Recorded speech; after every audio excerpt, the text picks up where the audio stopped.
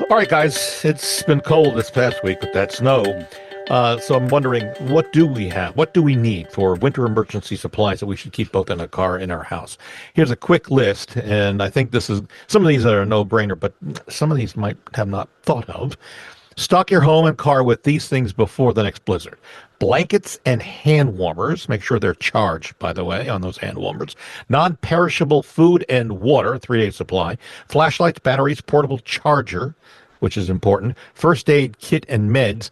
Ice melt, shovel, kitty litter for traction if your car gets stuck, and a full tank of gas if you can keep it at least on the half or more during the winter months, plus an emergency car kit. And you can now buy through Amazon and a number of places those electric, they actually are big batteries. I don't have a name for them. They're a brick, and you can plug your phones in. They have multiple charges, and they run a variety of things for a number of hours. So those are some of the things that are suggested.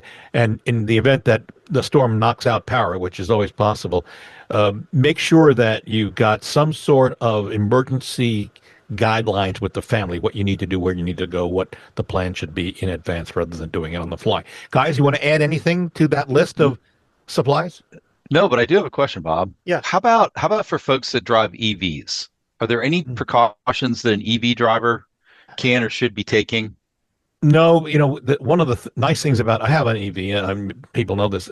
You can use the power supply in some of the cars to actually run things in your house because there is limits and there you need to read and find out from the manufacturer, but you can use that. And you do need to be careful. You don't want to run over high snow beds because the battery's at the bottom. You don't want to damage. So and most of the time we haven't seen much snow to that level. But if you remember in 1994, we had Yeah. 26 20 inches, 24 inches, something 24 like that. inches. Yeah.